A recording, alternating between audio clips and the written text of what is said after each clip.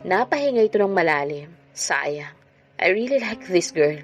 Bagay ang partnership ninyo at nakikita ko magiging matagumpay ang tandem ninyong dalawa. Kitang-kita na mabilis siyang matuto. Hindi kaya ng ibang mga tauhan natin na tatanga-tanga. Please pa, huwag na natin gamitin pa si Savannah. Nawala na lamang ito sa ere, ni hindi man lamang nagpaalam sa kanya. Kaya naman pala in love na in love sa'yo ng hustong anak ko. Mabait ka nga palang talaga. Magiliw na sabi ng matikas na si Dr. Greg Benvanides kay Savannah.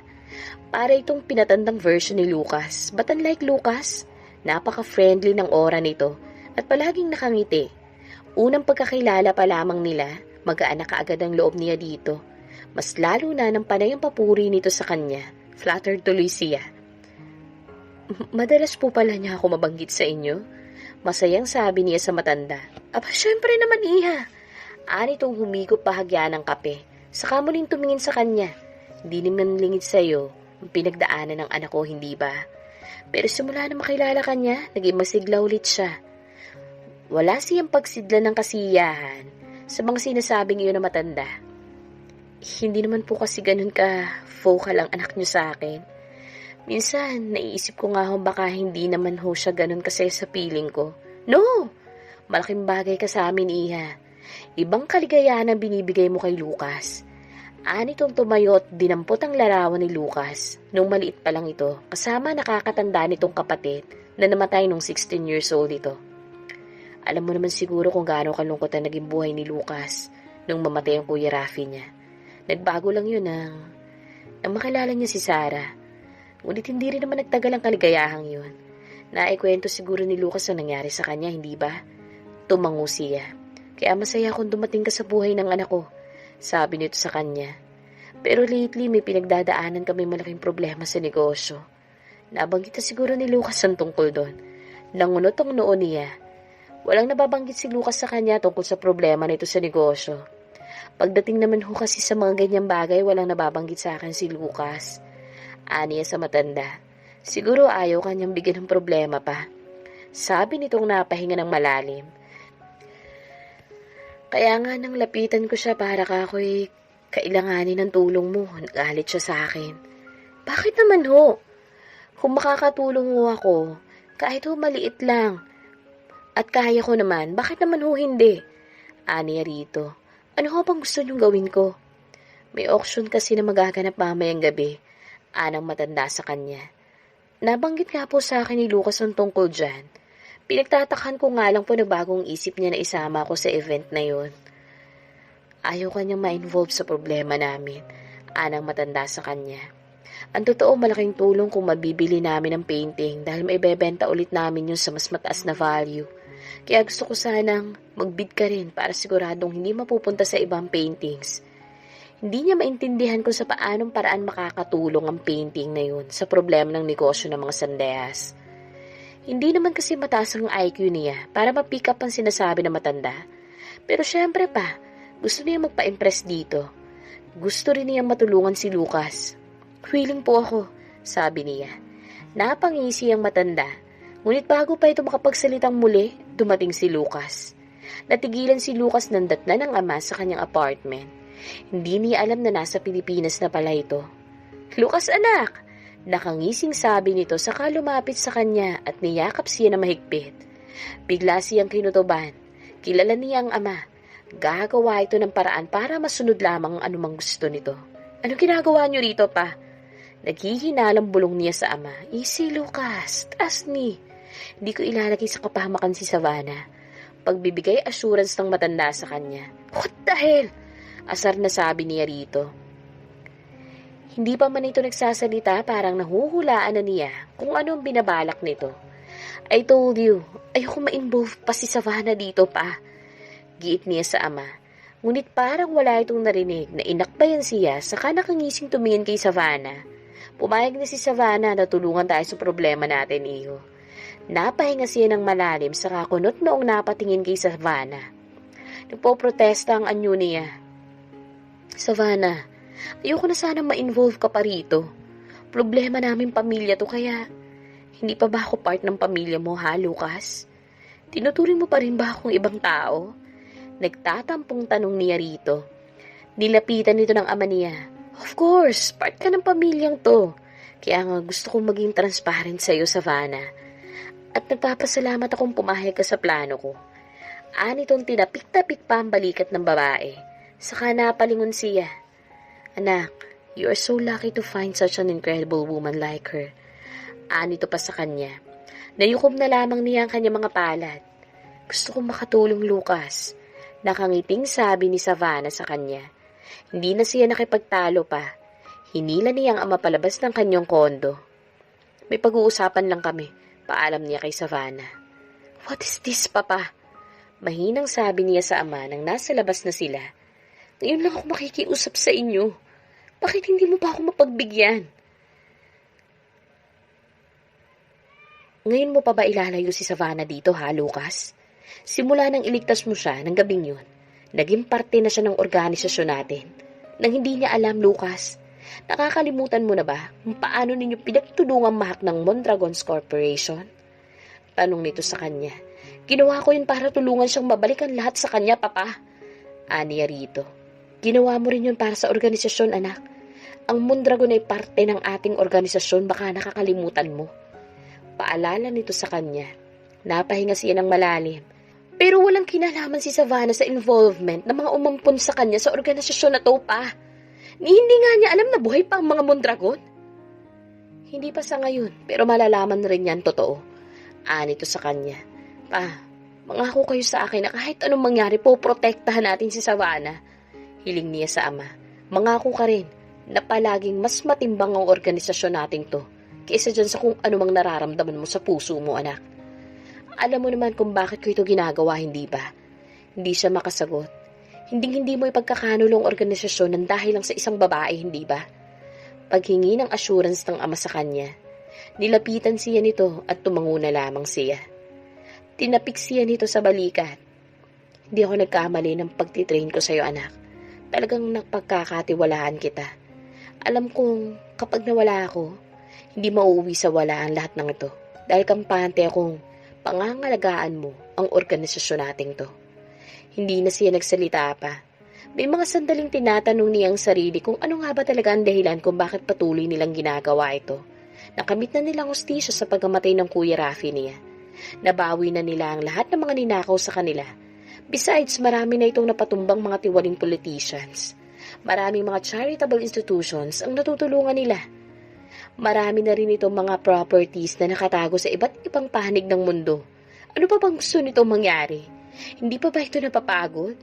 Dahil kung siya lamang ang masusunod, gusto na sana niyang mag-focus na lamang sa pagpapatakbo ng Sandes General Hospital. Ngunit hindi niya magawa yun dahil sa mga demands ng ama niya. Parang nahulaan na naman ng ama niya kung ano ang nasa isip niya. Matatahimik lang ako kapag tuluyan ko nang naubos ang kalaban nating sindikato, anak. Anang ama niya sa kanya. Pa, naririnig niyo ba ang sinasabi niyo? Hindi makapaniwalang tanong niya sa ama. Ano bang pinag-aalala mo, Lucas? Bakit hanggang ngayon parang hindi mo pa rin ako pinagkakatiwalaan? Tanong ni Savannah kay Lucas nang mapansin niyang tila hindi ito mapakali ng gabing iyon.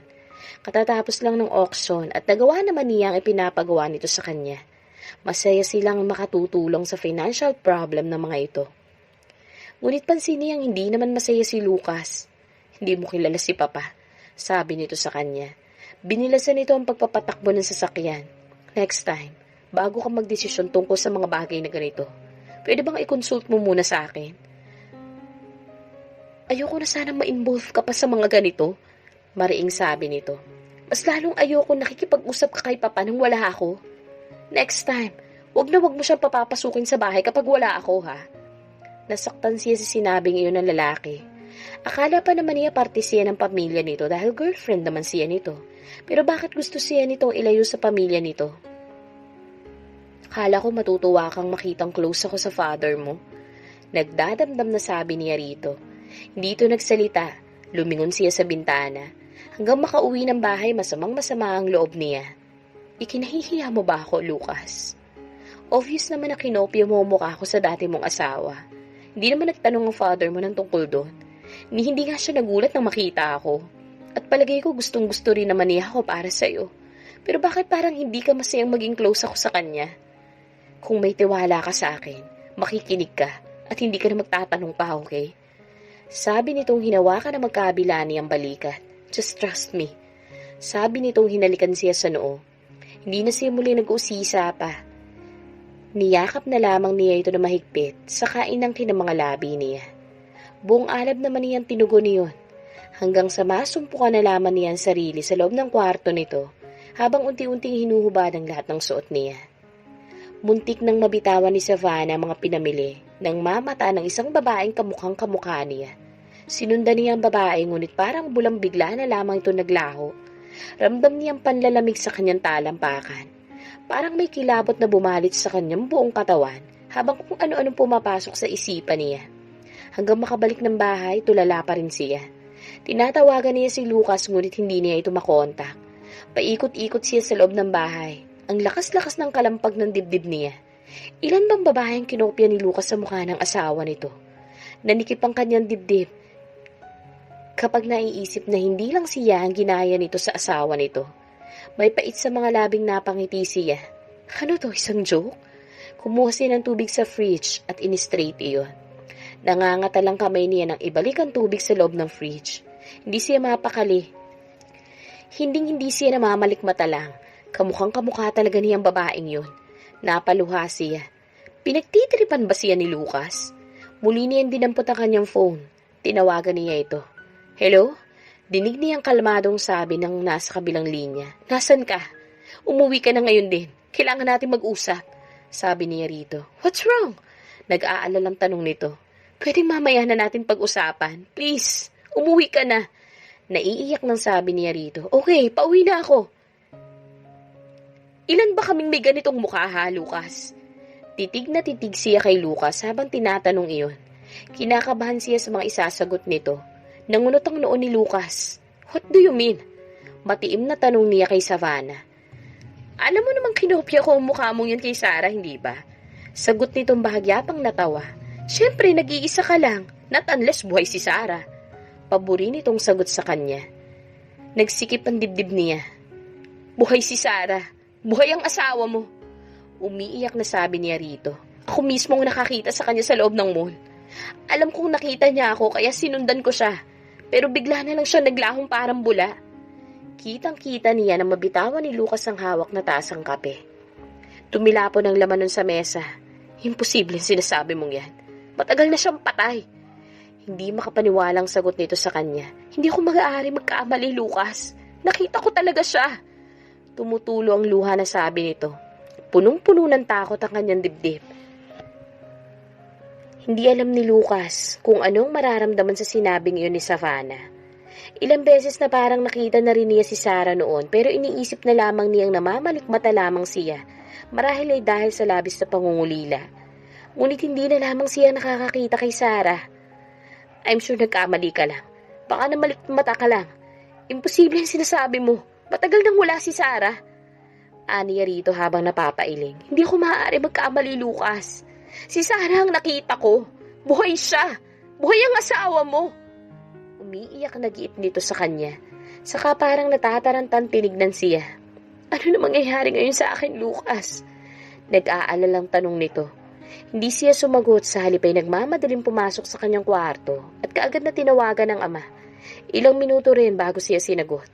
Kinumpronta kaagad niya ang tungkol kay Sarah. Pa, hindi ko nakita ang bangkay ni Sarah na mamatay siya.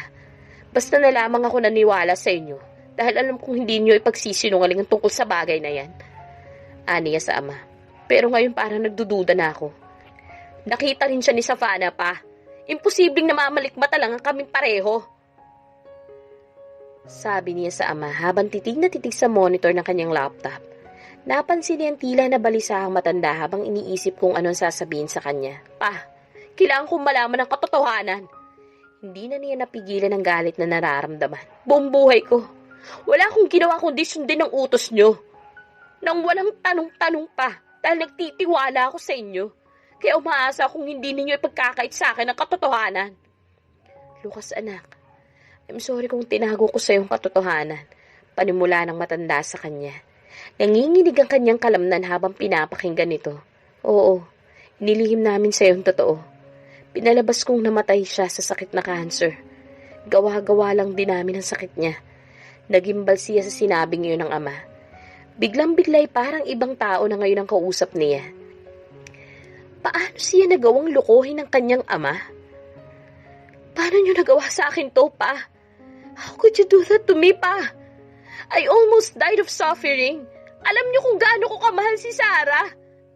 Naiiyak na sumbat niya sa ama. This is too much, pa.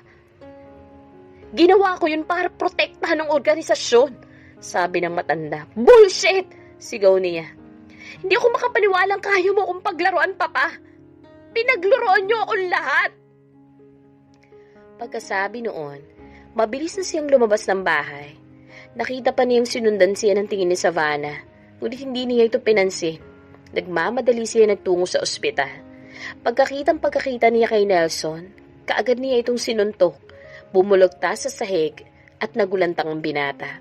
Hey, ano na naman ba to? Tanong nito sa kanya habang tumatayo.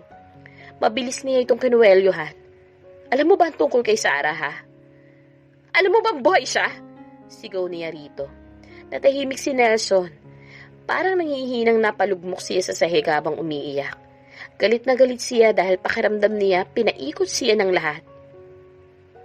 Sinunod ko lang ang inutos ni Sarah sa akin, Lucas. Paliwanag ni Nelson. Matapos siyang may masmasan. At ngayon ay nasa loob na sila ng isang coffee shop. Kumunot ang noon niya. Nasaan si Sarah? Hindi ko alam, pare. Simula nang magpanggap siyang namatay na. Hindi ko na siya nakakausap pa. Tinignan niya ito ng matiim. Dahil parang hindi siya naniniwala sa sinasabi nito. Trust me, pare. Hindi ko talaga alam kung nasan siya. Paniniyak nito sa kanya. Nagmamadali siyang lumabas ng coffee shop. Sumakay sa kanyang motorsiklo. Nagbabaka sakaling matatagpuan niya si Sarah sa mga lugar na naiisip niya. Ngunit hanggang gumabi na, hindi niya ito natagpuan. Umuwi siyang laglagang balikat. Gulong-gulong isipan niya. Hindi niya alam kung paano papakitunguhan si Savannah ngayong alam niyang buhay pa ang kanyang asawa. Kanina pa ako nag-aalala sa iyo. Hindi mo sinasagot ang tawag ko. Salubong nito sa kanya nang dumating siya. Nagluto ako ng dinner. I'm tired. Gusto ko na magpahinga. Wala sa mood na sagot niya rito. Saka pumasok sa loob ng kanyang kwarto at tiniyak niyang nakalak para hindi ito makapasok. Sa ngayon wala siya sa mood na makipag-usap dito. Dahil hindi niya alam kung anong isasagot sa mga katanungan nito. Maski siya, nangangapa na ngayon sa kanyang damdamin.